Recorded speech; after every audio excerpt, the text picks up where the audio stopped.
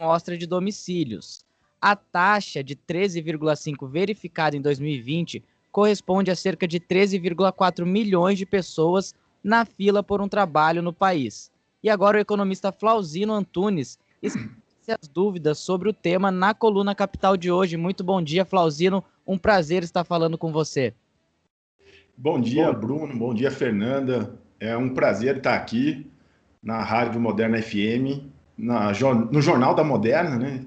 Com todos os ouvintes e internautas, para que a gente possa aí fazer uma boa Coluna Capital nessa quinta-feira. Muito bem, Flauzino, você está estreando aqui na nossa live hoje, né? É um prazer sempre te receber aqui. Também te desejo um excelente dia. E a partir de agora a gente vai começar o nosso bate-papo. E eu já queria saber de você quais são os principais motivos para esse desemprego tão grande que a gente está vivendo nesse momento. Fernanda, é uma pergunta muito boa, uma pergunta, né, profunda. E o desemprego, ela tem várias origens, né? Dentro da ciência econômica, a gente sabe que tem algumas coisas ao desemprego. E nesse cenário do Brasil, o maior, sem dúvida, é a falta de investimento na economia. Investimento em formação bruta de capital fixo, de ampliação de empresas e de postos de trabalho, consequentemente. Isso só acontece quando o empresário ele vê possibilidade de aumentar o seu negócio sem sofrer muitos riscos, né? Ele vai mais na de boa, assim, na segurança. Ele tem o dinheiro dele, ele não vai colocar o dinheiro dele para perder, né? Ele vai pôr o dinheiro dele para ganhar. E com isso, ele expande o seu negócio e vai precisar de mais mão de obra, mais pessoas trabalhando. E isso somado em todo o país. A gente vê aí, quando isso acontece, a gente tem uma alta da capacidade instalada sendo absorvida, né? Então o desemprego cai lá para baixo. Então, quando acontece ao contrário, os empresários estão vendo que não está tendo retorno, eles começam a segurar os investimentos e segurar também o nível de produção. Nós estamos com uma capacidade instalada com 70%. Nós temos aí 30% de desocupação, mais ou menos na média, né? Não estou cravando um número concreto, mas isso que acontece. Vamos supor, uma empresa que tem 100 vagas de trabalho, ele só está ocupando 70, porque ele sabe que não adianta produzir mais, que ele não vai vender. Então, produzir mais é um custo. Então, ele segura esses postos de trabalho, gerando assim o desemprego. Então, o Brasil está num cenário dos 3 últimos anos de crescimento pequeno. Então, isso não estimula investimento. Há uma insegurança com a política econômica, a estabilidade política do país, e isso vai fazendo com que o Brasil não cresça muito. E o ano passado fechou aí com quase 4% de queda do PIB. E era previsto, eu tenho aqui colunas do ano passado, Coluna Capital aqui na rádio, falando que a projeção era de 9%, só não foi maior porque teve o auxílio emergencial no meio do ano, né, último período de 2020. Então a gente vê que não está tendo investimento, nem público e nem privado. E a aposta do governo Bolsonaro, do ministro Guedes, foi se apoiar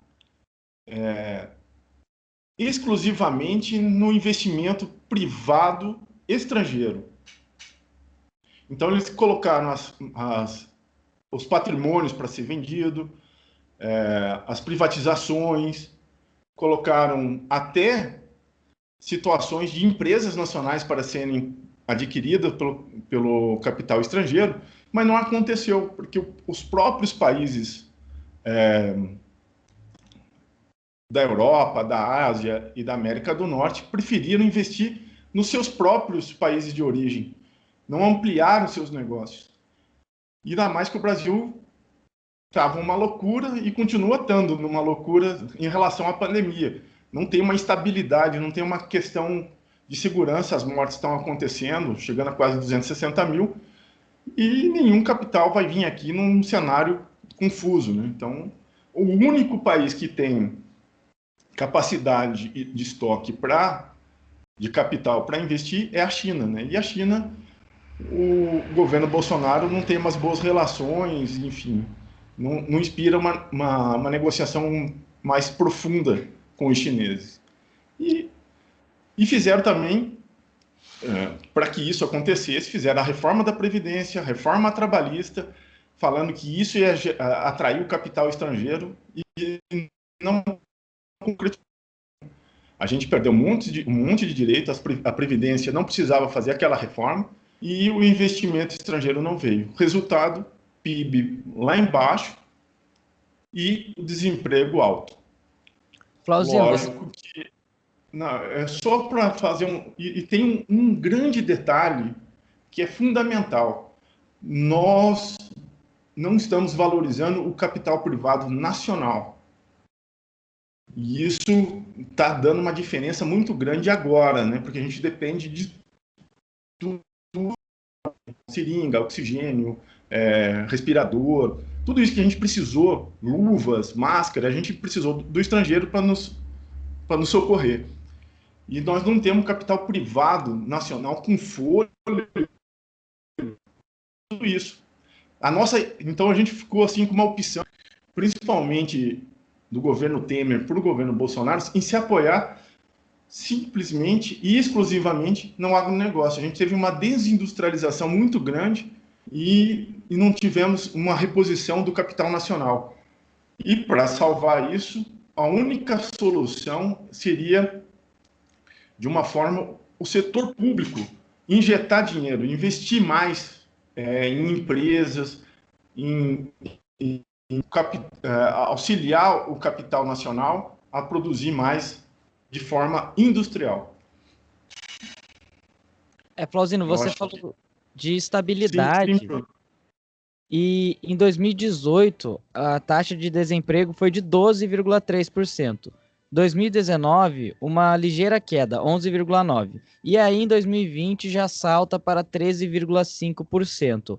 Por que o governo não consegue sequer estabilizar o emprego aqui no país? Exatamente por causa do que eu falei, né? Eu vou ser mais pontual agora. O setor estrangeiro recuou seus investimentos, então ele preferiu diminuir custos para manter uma taxa de lucro alta, para remeter os lucros para as matrizes que estavam sofrendo com a questão. E aqui nós não temos um capital nacional privado que absorvesse toda essa massa de desempregados das grandes multinacionais. A gente está vendo a Ford fechando, a gente está vendo várias indústrias pesadas do setor estrangeiro indo embora. Então, para absorver essa mão de obra, teria que ter alguém aqui, um grande número de empresários industriais para gerar emprego. E isso só vai... Mas a filosofia ideológica do governo, principalmente do Guedes, é que não se investe com o setor público. O setor público não pode intervir na economia. E o reflexo é exatamente o que nós estamos vendo agora, um desemprego assustador. Se você somar os 13% que se fala aí, é quase 13 milhões, você tem 5 milhões de pessoas que já não estão conseguindo nem procurar emprego e 33 milhões no setor informal. A gente vai chegar a quase 50 a 60 milhões de brasileiros com uma renda muito baixa.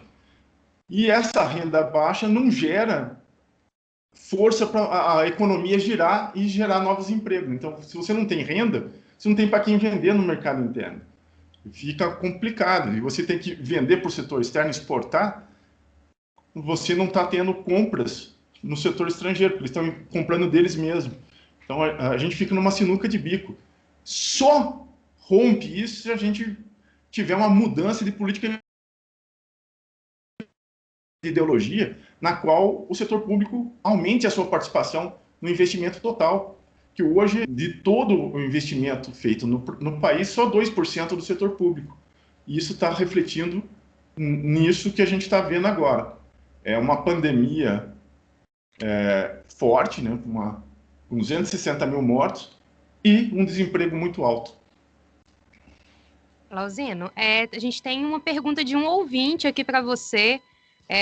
O John está perguntando se o negacionismo de alguns governantes tem algum reflexo nesse índice de desemprego, porque ele acredita que até hoje negam a gravidade da pandemia e também não desafogam os pequenos empresários em relação à carga tributária. O que você acha disso? A carga tributária é uma discussão à parte. Eu acho que não é a carga tributária, no meu modo de entender, o que inibe o investimento. O que inibe o investimento é não ter lucro. Essa carga tributária ela já vem desde a década de 70, 80, dessa forma, e o Brasil sempre cresceu, principalmente na década de 70, cresceu a 13%, um milagre econômico. O que atrapalha o investimento é a falta de perspectiva de lucro. Se o empresário vê que ele pode pôr o capital dele e ter o retorno, ele vai investir, independente da carga tributária. O que acontece é que o negacionismo tem ajudado a aumentar o desemprego.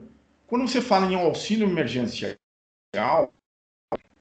não pode ser um auxílio emergencial só para os desempregados. Teria que ter um auxílio emergencial também para os empresários nesse momento.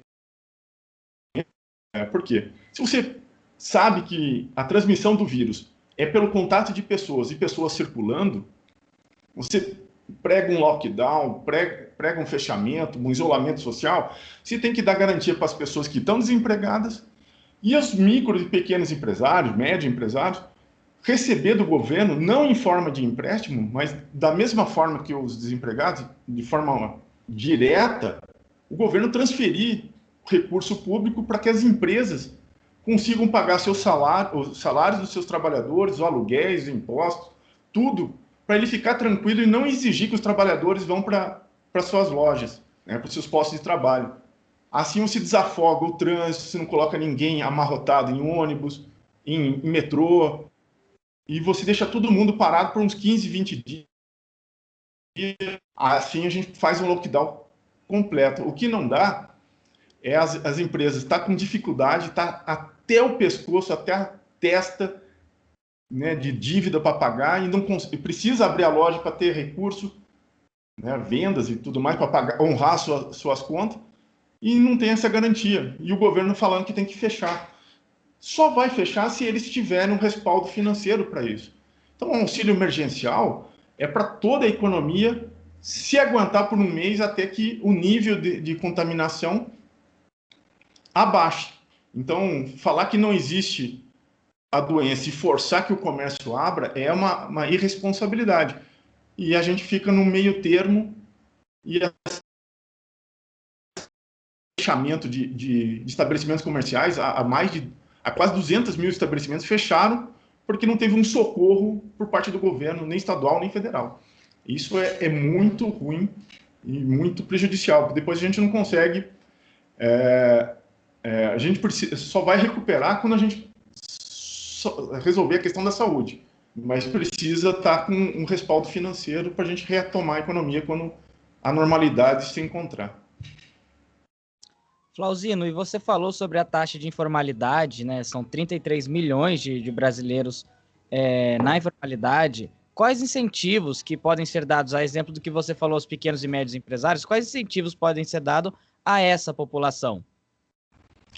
Os informais é um termo muito, para mim, muito pejorativo, né? Mas eu não gosto desse termo, mas porque são pessoas que estão se virando, buscando formas e alternativas para manter uma renda e poder ter uma vida confortável, né? Ter uma vida melhor. Então, mais ou menos assim que a gente pode classificar desse mercado. São os trabalhadores de aplicativo, as pessoas que trabalham sem carteira assinada, aqueles que trabalham para ajudar algum ente da família, ou montam um negócio assim de sem aquelas vendinhas, enfim, aquelas feiras e tudo mais. Seria essencial para o governo olhar a categoria e ajudá-los, né? Porque proibir eles de trabalhar, de buscar uma vida melhor, é uma coisa injusta. E a ideia é que todo mundo quer melhorar a vida, não quer ficar numa situação que ele seja marginalizado. É um incentivo do governo, seja ele estadual, municipal ou federal, é fundamental. Eu acho que sem o apoio, ninguém consegue crescer. Muito bem. E uma margem de 33 milhões de brasileiros e brasileiras, eu acho que merece uma atenção muito especial. Muito bem. Flauzino, e na previsão econômica, o cenário para 2021 é melhor ou pior do que os anos anteriores? Fernando, se continuar na mesma política econômica, o cenário vai ser terrível. Nós estamos vendo que em 2020 nós tivemos aí uma queda de 4% do PIB. A projeção é que a gente continue caindo pelos fatores que a gente está faltando. Se não tiver investimento público, não vai ter o privado e muito menos o estrangeiro. E só vai ter investimento, principalmente no setor privado, se a gente tiver com vacina.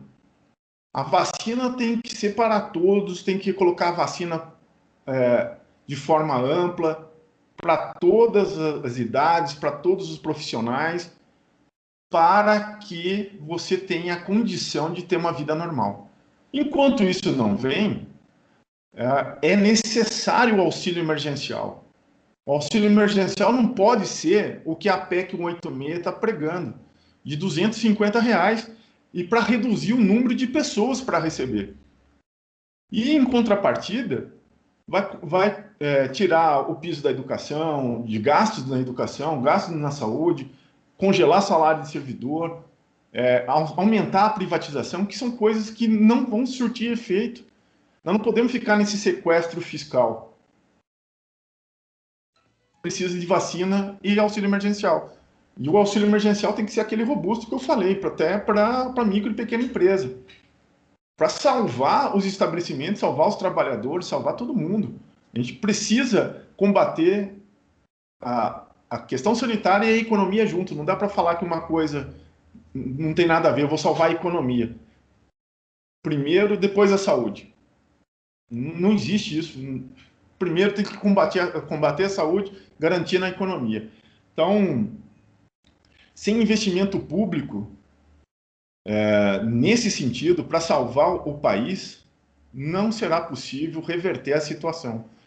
Um país que está com muitas pessoas, né, com quase 60 milhões de pessoas desempregadas, ou com baixa renda, com falta de investimento, com uma crise sanitária, e uma falta do Estado participando da economia, nós não vamos conseguir quebrar o círculo vicioso.